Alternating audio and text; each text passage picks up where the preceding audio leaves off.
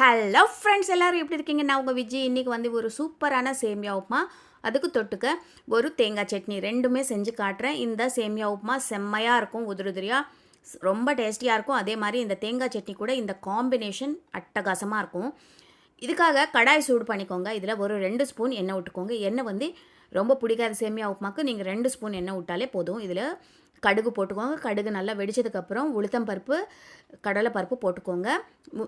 உங்களுக்கு இஷ்டம் இருந்தால் முந்திரி பருப்பு போட்டுக்கலாம், இல்லைன்னா ஸ்கிப் பண்ணிக்கலாம். இந்த போட்ட பருப்பெல்லாம் நல்லா கலர் மாறணும். கருவேப்பிலை போட்டுக்கோங்க. கருவேப்பிலை போட்டதுக்கப்புறம் இதில் பச்சை மிளகாவும் காஞ்ச மிளகாவும் நான் சேர்த்துருக்கேன். ஒரே ஒரு காஞ்ச மிளகா, ஒரு 2 பச்சை மிளகா நான் சேர்த்துருக்கேன். நீங்கள் வெறும் பச்சை மிளகா கூட சேர்த்துக்கலாம், இல்லை வெறும் காஞ்ச மிளகா கூட சேர்த்துக்கலாம். நான் வந்து ரெண்டுமே சேர்த்துருக்கேன். ஏன்னா சேமியா உப்புமா கொஞ்சம் காரசாரமாக இருந்தால் நல்லாயிருக்கும்ன்ட்டு நான் ரெண்டுமே சேர்த்துருக்கேன். இப்போ பாருங்கள், நான் இதுக்கு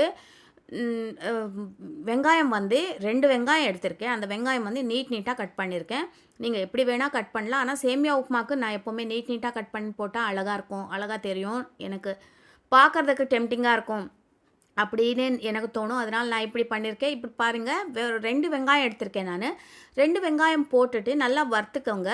இது வந்து கொஞ்சம் கண்ணாடி பதம் சொல்லுவாங்க இல்லையா, அந்த வெங்காயம் நல்லா ஓரளவுக்கு வதங்கணும். வதங்கினதுக்கப்புறம் தான் நம்ம இதில் தண்ணி சேர்க்க போகிறோம். இப்போ பாருங்கள், இந்த சேமியா உப்புமாக்கு நம்ம தண்ணி மெஷர்மெண்ட் எப்படின்னா, 1 கப்பு சேமியாவுக்கு 1.25 கப்பு தண்ணி. 2 கப் எடுத்துக்கிறீங்கன்னா 2.5 கப் தண்ணி. எப்போவுமே நீங்கள் எவ்வளோ கப் எடுத்துக்கிறீங்களோ அவ்வளோ தண்ணி நீங்கள் சேர்த்துக்கோங்க. நான் இன்றைக்கி வந்து 2 கப் சேமியா எடுத்திருக்கேன். 2 கப்பு சேமியா, இந்த கப்பில் 2 கப்பு சேமியா எடுத்திருக்கேன். அதுக்கு நான் என்ன பண்ணுறேன்னா, இந்த கப்பால் 2.5 கப்பு தண்ணி ஊற்றுறேன். நீங்கள் 1 கப்பு சேமியா மட்டும் எடுத்துக்கிறீங்கன்னா 1.25 கப்பு, 1.25க்கும் இன்னும் கொஞ்சம் கம்மியாக போட்டால் கூட பரவாயில்ல, அதிகமாக மட்டும் சேர்த்துடாதீங்க. ஏன்னா அது கொலன்னு இருக்கும், உப்புமா வந்து உதிரியாக வராது. நான் வந்து 2.5 கப்புக்கும் இன்னும் கொஞ்சம் கம்மியாக தான் தண்ணி சேர்த்துருக்கேன். இப்போது இதில் உப்பு சேர்த்துக்கோங்க ருசிக்கேற்ப. இந்த தண்ணி ஃபஸ்ட்டு நல்லா கொதிக்கணும். கொதிக்கிறதுக்கு முன்னாடியே நீங்கள் சேமியா சேர்க்காதீங்க. இது வந்து 2வது டிப்பு. நீங்கள் தண்ணி கொதித்ததுக்கு முன்னாடியே நீங்கள் சேமியா சேர்த்துட்டிங்கன்னா அதுவும் சேமியா வந்து கொஞ்சம் அந்த குழஞ்சி போன மாதிரி இருக்கும். நீங்கள் வந்து தண்ணி நல்லா கொதித்ததுக்கப்புறம் நம்ம 2 கப்பு சேமியா இதில் சேர்த்துடலாம். சேர்த்துட்டு நல்லா ஒரு மிக்ஸ் பண்ணிக்கோங்க. இது பாருங்கள், இப்போ உங்களுக்கு தெரியும் சேமியா வந்து ஓரளவுக்கு முழுங்குது, ஓரளவுக்கு அந்த மேலே தண்ணி கொஞ்சோண்டு தெரியுது, அவ்வளோதான். அந்தளவுக்கு தான் தண்ணி இருக்கணும். நிறைய தண்ணி இதில் சேமியா உப்புமாவில் சேர்த்தோன்னா அந்த உப்புமா வந்து ரொம்ப ஒரு மாதிரி குழஞ்ச மாதிரி இருக்கும். நீங்கள் இது மூடி போட்டு ஒரு பக்கத்தில் அப்படியே வெந்துட்டுருக்கட்டும். ஒரு 2 நிமிஷத்தில் வெந்துடும். இதுக்குள்ளே நம்ம சட்னியும் அரைச்சிடலாம். ஒரு மிக்ஸி ஜார் எடுத்துக்கோங்க. இதில் ஒரு 2 பூண்டு பல், அப்புறமா ஒரு 3 காஞ்ச மிளகா, அப்புறம் ஒரு பாதி முடி தேங்காய் சின்ன பீஸாக கட் பண்ணி போட்டிருக்கேன். அப்புறமா ஒரு கைப்பிடி அளவு பொட்டுக்கடலை, இதெல்லாம் சேர்த்துட்டு ருசிக்கேற்ப உப்பு போட்டுக்கோங்க. தண்ணியும் ஊற்றிட்டு இது நல்லா சட்னியாக நைஸாக அரைச்சிக்கோங்க. தேங்காய் போட்டதுனால நல்லா நைஸாக அரைச்சிக்கோங்க. அரைச்சதுக்கப்புறம் இது ஒரு பக்கத்தில் இருக்கட்டும். இதுக்கு தாளிப்பு போடணும் இல்லையா, நம்ம வந்து ஒரு சின்ன கடாய் எடுத்துக்கிட்டு இதில் ஒரே ஒரு ஸ்பூன் எண்ணெய் விட்டுக்கோங்க.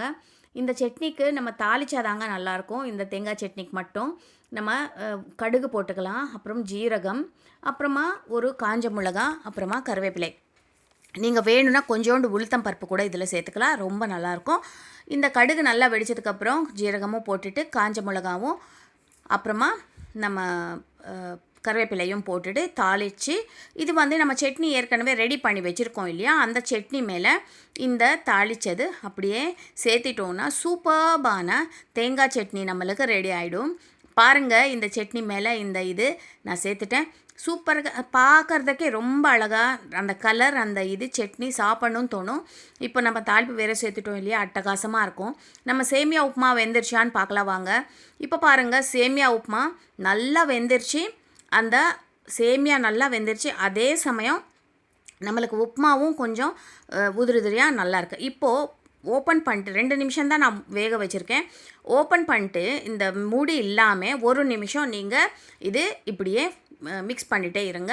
அதில் இருக்கிற கொஞ்சோண்டு ஈரப்பதம் எதாவது இருந்தால் கூட அது எவாப்ரேட் ஆகிடும். அப்போ நம்மளுக்கு இந்த சேமியா உப்புமா சூப்பர்பாக ரெடி ஆகிருக்கும்.